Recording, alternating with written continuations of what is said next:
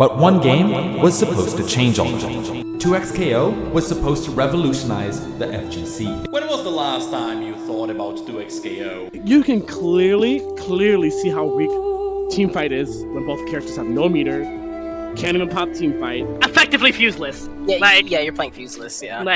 All right.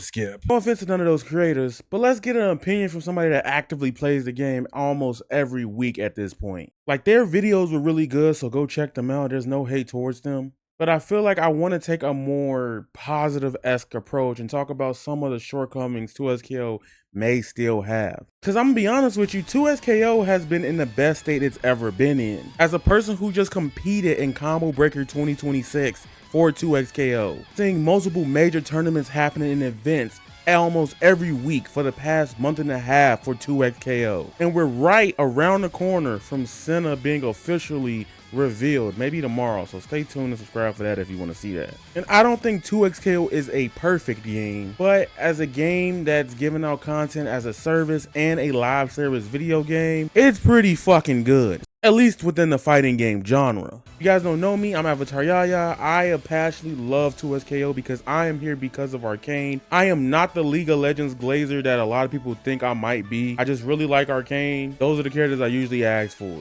until I see something cool that makes me want to be like, oh, I like that. That's hot. Let's talk about everything about 2SKO from the launch, the official launch this January up to May of 2026. Let's get it. For a free-to-play game in this first year or two of its seasons, we're getting more characters than the average fighting game now. There's no hate on it because I understand what goes into making these characters, what you have to do to develop a fighting game character, push it out. It's a whole bunch of stuff that you guys don't need to care about just to play characters. Y'all just want more content. But in 2SKO, based on the roadmap, 2SKO in 2026, we're potentially going to have up to 6 characters come to the full game. That is one of the biggest complaints with 2SKO. It needs more characters, I understand it. I have to say, I agree, but the game gives you a lot of different ways to play just those characters. Like, each character has its own movesets, a lot of depth in its combos. I guarantee you did not finish either Caitlyn or Akali's combo trials, by the way. If you did it, you're probably one of the GOATs. And you have 6 different fuses in 2SKO that make you play the game and deal neutral and do all that other stuff differently. Yeah, it doesn't have the biggest roster, but with the characters that are in the game, there are multiple playstyles, multiple different player expression, and multiple different ways to play these characters. But based on the 2SKO roadmap, Caitlyn dropped in January, while Akali dropped in April. We know Senna is coming out very soon, with the gameplay trailer being June 2nd, and her finally releasing June 9th. 2026. Thing in the roadmap is that we got more champions potentially revealed about the future of 2SKO, which will potentially get maybe 6 champions in 1 year. In most other fighting games, the most DLC is just doing 4 a year. And they may not even all come out within the year. They might overlap into Q1 of the following year. So 2SKO is putting that work to bring in more champions to the game. Now, I will say one of the annoying underlying parts about 2SKO is sometimes the optimization can be wonky with the game. It's usually around when new characters and huge updates come to the game that you experience some weird things. Y'all know me, I've been streaming 2SKO on Twitch and on YouTube here and there, and y'all know that I have different problems with the game sometimes and not. I will say recently, I've been playing on PS5, me and my duo Saki Sakura, which you will see in the gameplay in this video, and we primarily have had a good time. As of yesterday of this video coming out, we had one of the best times with barely any lag in the matches like that. It has some of the god tier netcode. I feel like I'm spoiled. It's hard to beat this netcode in a fighting game right now. Maybe Street Fighter at some point have some of the good netcode, but next thing, let's talk about the tournament scene in 2XKO. Combo Breaker 2026 just happened like a week ago and stuff like that, and I competed for the first time in ages in a fighting game. Mind you, I was nervous, I was scared, I was like, oh my god, I'm about to do bad, but I actually didn't go 0-2. To me, that's just how I'm happy with, especially being a content creator, an editor, and all these other things I'm doing behind the scenes. I still got it a little bit. Obviously, I wanted to make it out the fucking pool, man. I don't want to be sitting here like fucking Moist Critical, you know, like we have a situation, but I did better than I thought I was.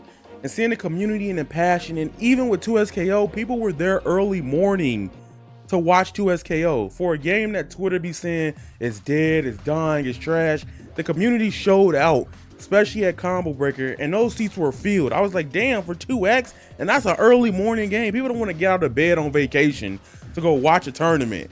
You get what I'm saying? That's a hard thing to do, to have a side of an arena, a stadium, a building filled with 2XKO that early in the morning. And then we had Red Bull Knockout with 2XKO, where we got to see some of the strongest duo players and some of the strongest players appeared in 2XKO play the game all together, which was one of the most fun events. Shout out to the twins the GO. I love watching them play 2XKO. They were out of their mind in that event.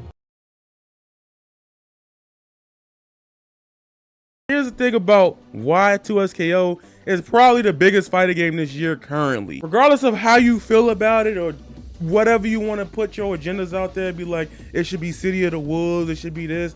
Both amazing games. I don't want to do that. But 2XKO, throughout all of its slander, is number 3 at EVO.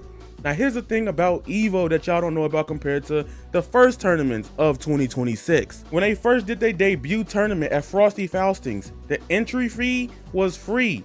Now every tournament afterwards is like everything else. You have to pay $10 to play. If you do a duo, then you have to pay for that registration as well for your duo. So that's $20. That strictly means people are showing up and signing out for 2XKO to be number 3. And honestly, if Street Fighter and Guilty Gear never existed, we probably wouldn't be here in the first place. 2XKO would be the number 1 game. And yes, there are incentives to sign up for EVO to play. You do get the Senna skin for free. I think the pool Senna skin and like that. So yeah, it even better incentives to join the bracket. People be like, oh, that's lame, that's corny. But however, I think that is good for fighting games. You play all your sets at a tournament, you don't DQ, it encourages you to play, and you leave with something for trying. All it does is grow your player base, be like, damn, I'm playing this, and I ain't gotta go home feeling saucy if I go 0-2, because I go home with a skin that I was already gonna go to the event anyway.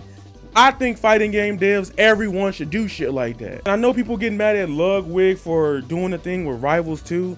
I don't hate that. I love that he did that. Matter of fact, a lot of people was getting in for free with that. And I think companies should want more players to play their games at EVO, give incentives to play it. Imagine if Arxis did costumes with Guilty Gear Strive and they gave us like Holy Order Soul if you played in the EVO bracket for Strive. I would even play Strive in the bracket, and I don't even play that game right now.